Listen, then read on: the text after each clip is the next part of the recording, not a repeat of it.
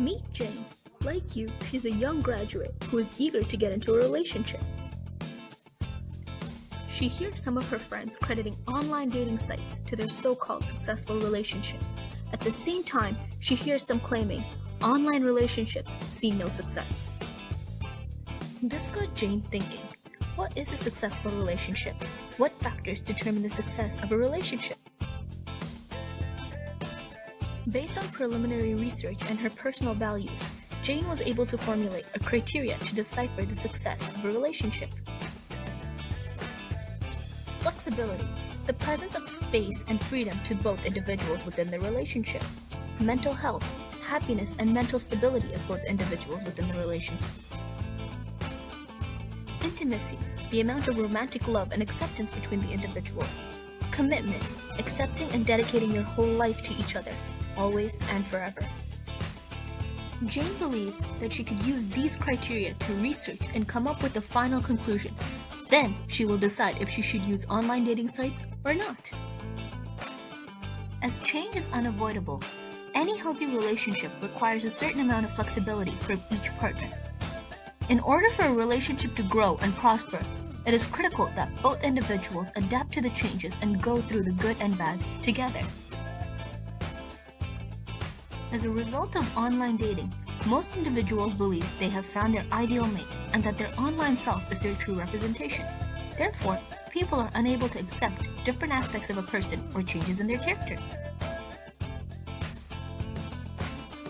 However, being in a relationship is a totally different ballgame from the online version, as people now realize that the relationship does not strip away their individuality. Intimacy plays an important role in healthy relationships. Whether it is physical or emotional, a relationship cannot grow if one of the two types is missing or is underdeveloped.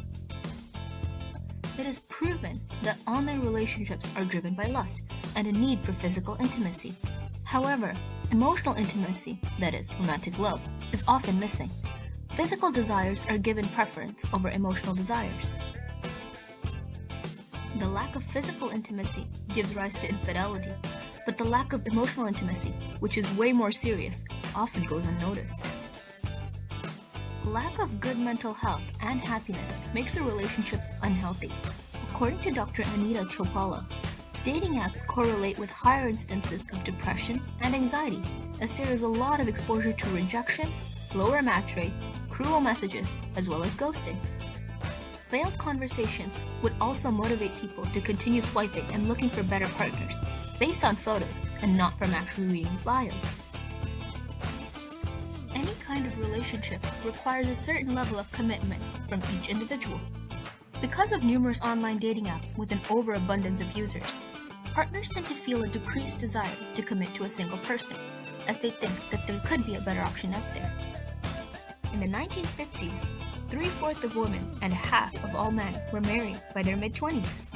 Now, the average age at which a young person leaves their childhood home is 26, and the average age of marriage has risen up by almost 8 years. This clearly shows how online dating apps shun down the idea of commitment in young people. Jane was astonished with her research. To further convince herself, she turned to a survey once conducted by her peers. A majority of the respondents of the survey, who were aged 17 to 18, claimed that they would never consider online dating. More than half of them also claimed that relationships were more successful in the past prior to technological innovation. Jane then analyzes some statistics related to her claim.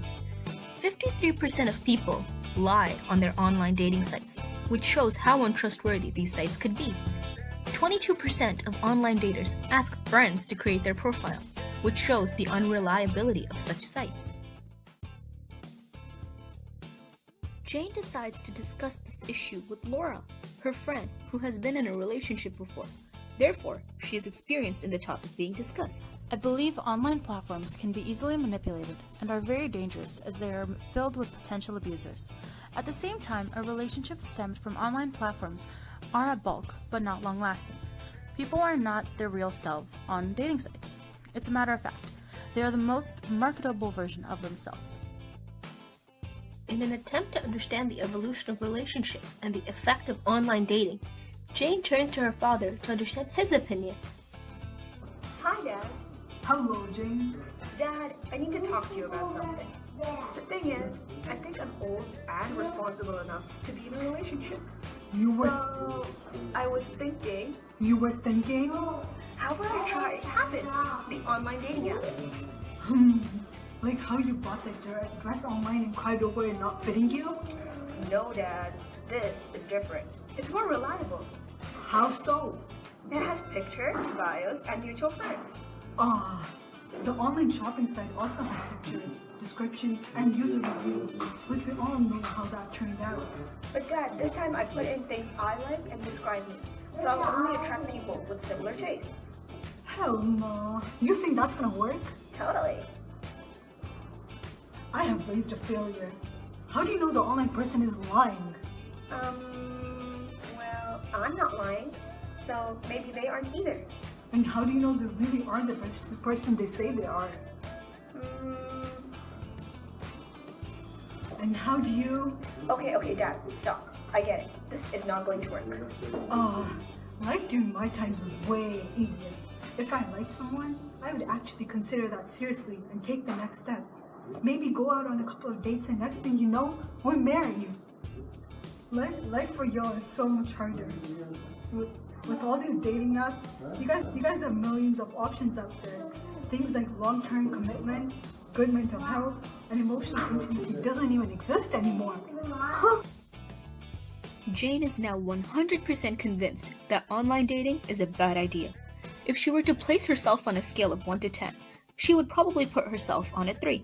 She has realized that with the age of advanced technology, people have become better at looking for relationships rather than being in them.